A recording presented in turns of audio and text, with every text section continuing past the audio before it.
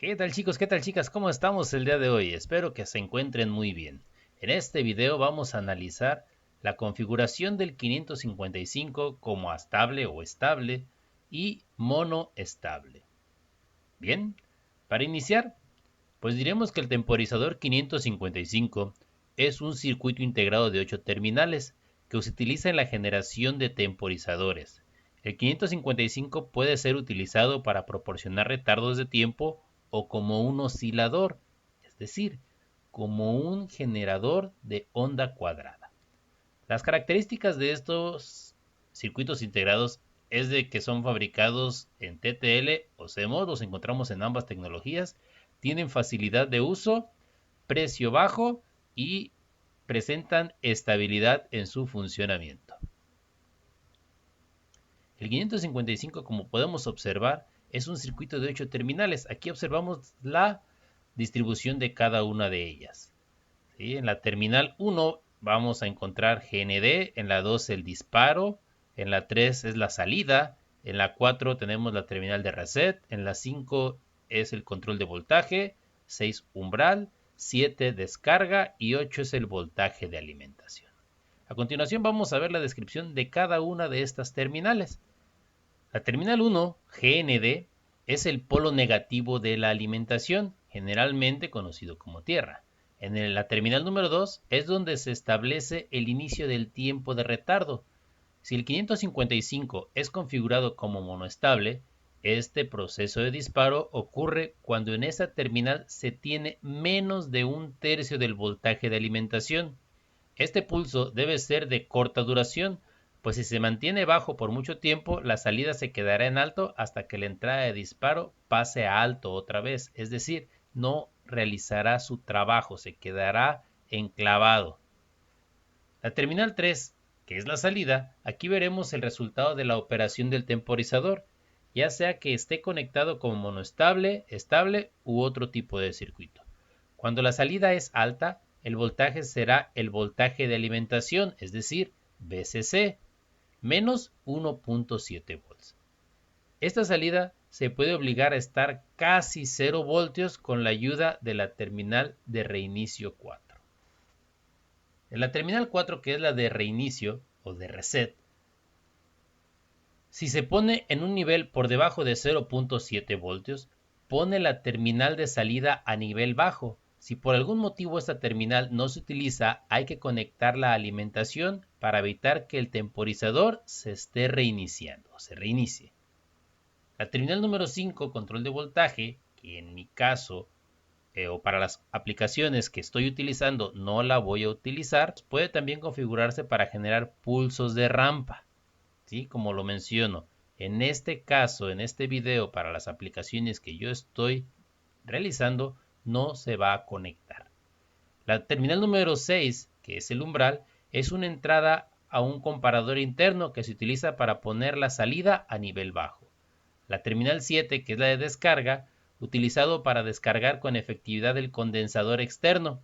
En la terminal 8, que es el voltaje de alimentación, es la terminal donde se conecta el voltaje de alimentación que va desde 4.5 hasta 16 volt máximo. A continuación vemos el oscilador estable. ¿Sí? Este consta de dos resistencias y un capacitor conectados como se muestra en este circuito. ¿Qué vamos a ver a la salida de este circuito? En la terminal número 3 vamos a ver un tren de pulsos. Este tren de pulsos, ¿sí? Nos interesa principalmente este periodo. Ahorita vamos a ver cómo se configura. Para que el circuito integrado nos dé un semiciclo en alto y un semiciclo en bajo, vamos a tener las siguientes fórmulas. El tiempo 1, que es el tiempo que tarda en alto, depende de el logaritmo natural de 2 multiplicado por la resistencia 1 más la resistencia 2 por el capacitor. Y el tiempo 2, este es el logaritmo natural de 2 multiplicado por la resistencia 2 por el capacitor. De tal forma que el periodo total es la sumatoria del tiempo 1 más el tiempo 2. Sustituyendo, tenemos que el tiempo es igual al logaritmo natural de 2 por la resistencia 1 más 2 veces la resistencia 2 por el capacitor. Si queremos nosotros obtener la frecuencia, pues la frecuencia va a ser igual a 1 sobre T. Aquí hay una nota muy importante. R2 debe de ser mayor que R1. Esto es muy importante. ¿Por qué? Como ustedes pueden observar, el tiempo 2 solo depende de R2. Y el tiempo 1 es R1 más R2. De tal forma que cuando R2 es lo más grande posible que R1, se tiene un pulso casi simétrico. Es decir, la duración de tiempo 1 es casi la misma que el tiempo 2. Pero, como lo mencioné hace un momento, esto no es tan indispensable. Nosotros podemos hacer un oscilador variable. ¿Cómo logramos esto? Bueno, pues para que este periodo cambie, lo único que tengo que hacer es agregar un potenciómetro o una resistencia variable aquí en lugar de R2. Y ya con esto yo voy a tener un generador de onda cuadrada variable. Vamos ahora a ver un ejemplo. Suponemos que yo deseo un oscilador estable con una frecuencia de 1 segundo. Para ello voy a utilizar la siguiente fórmula, que me dice que el periodo es igual al logaritmo natural de 2 multiplicado por R1 más 2 veces R2 por el capacitor. Tengo los siguientes datos. El periodo, que es de 1 segundo. Aquí siempre debo de partir de un capacitor. ¿Por qué? Porque es más sencillo conseguir resistencias y hay mayor variedad de valores de resistencias que de capacitores. Entonces, para este caso, yo estoy considerando un capacitor de 220 microfaradios. ¿Sí? Ojo, debo de considerar un valor comercial o debo de partir de un valor comercial para obtener las resistencias. Debo de despejar los valores de R1 más 2R2 y me queda de la siguiente forma. R1 más 2R2 es igual al periodo entre el logaritmo natural por el capacitor. Sustituimos. ¿Y qué es lo que nos queda? Que R1 más 2 veces R2 es igual a 1 segundo sobre el logaritmo natural de 2 por 220 microfaradios.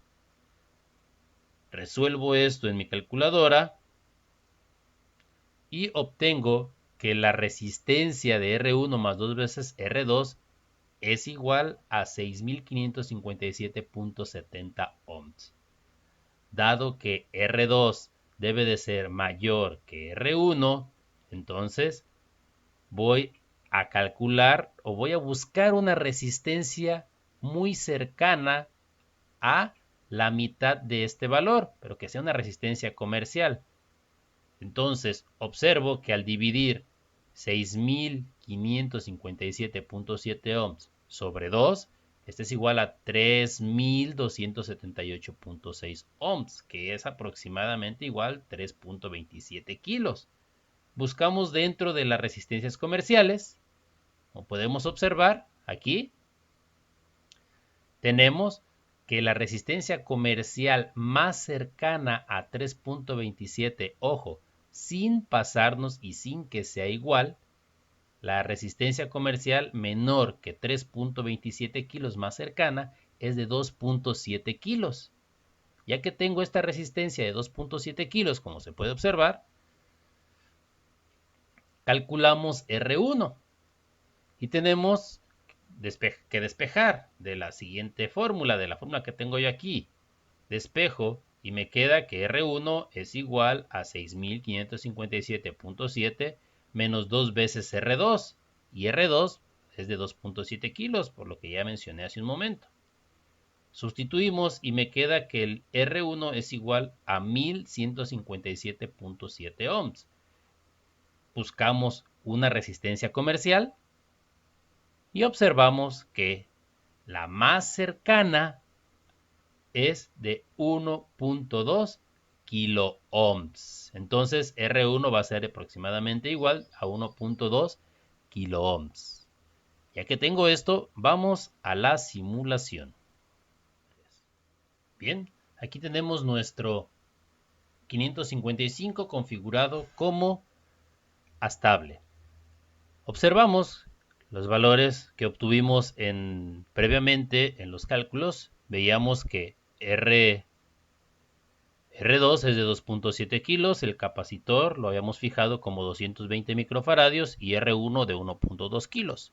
Esto es simplemente para regular la corriente del LED. Vamos a correr nuestra simulación.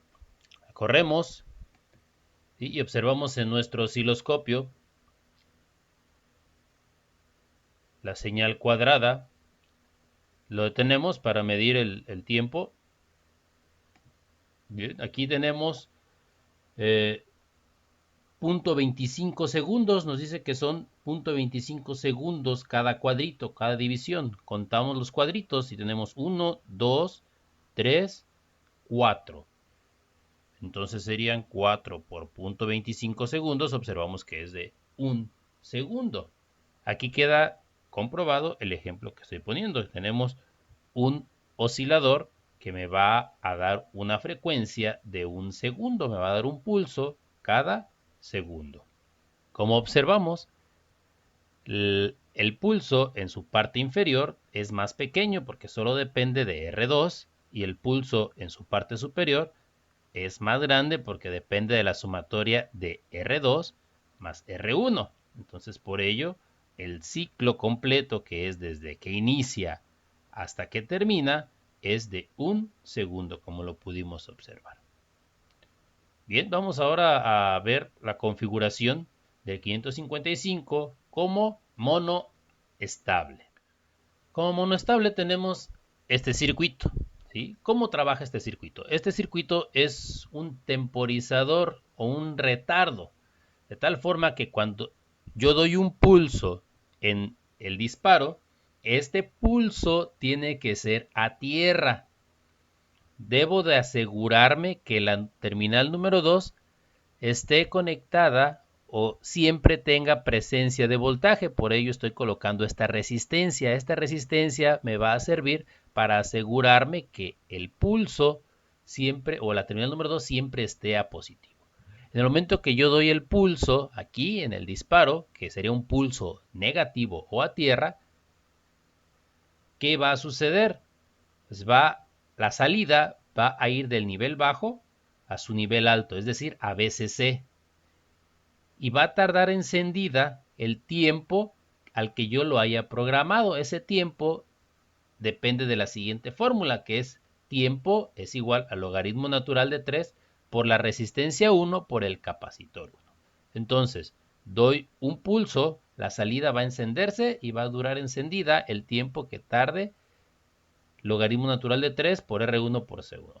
Vamos a ver un ejemplo. Dice, diseñe un oscilador monoestable con una duración de 10 segundos. La fórmula de la que vamos a partir es esta. El periodo es igual al logaritmo natural de 3 por R1 por C. Partimos del tiempo, los datos que tenemos y un capacitor. En este caso, yo estoy considerando un capacitor de 1000 microfaradios. Despejamos para obtener el valor de R1 y nos queda que R1 es igual al periodo entre el logaritmo natural por el capacitor. R1 entonces es igual a 10 segundos sobre el logaritmo natural de 3 por 1000 microfaradios. Observamos que me sale una resistencia de 9102.4 ohms. Ojo, de acuerdo a la tabla de resistencias comerciales que muestro aquí, esta no es una resistencia comercial. Por lo tanto, tenemos que buscar una resistencia comercial o la suma de estas dos.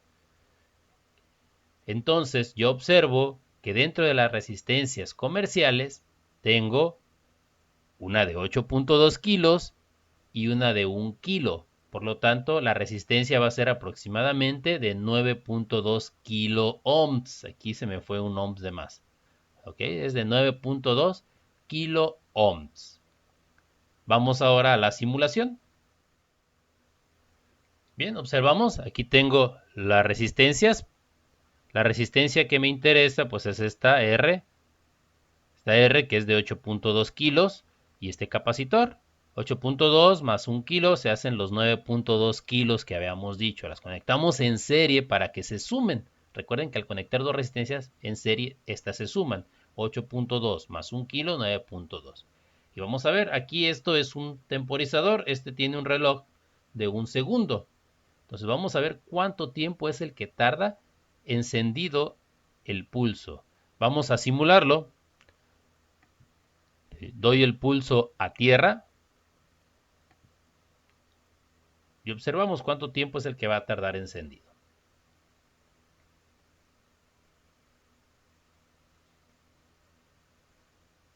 8, 9, 10. ¿Observaron? Tarda encendido 10.1 segundo. Entonces ahí está la configuración como mono estable. Doy un pulso.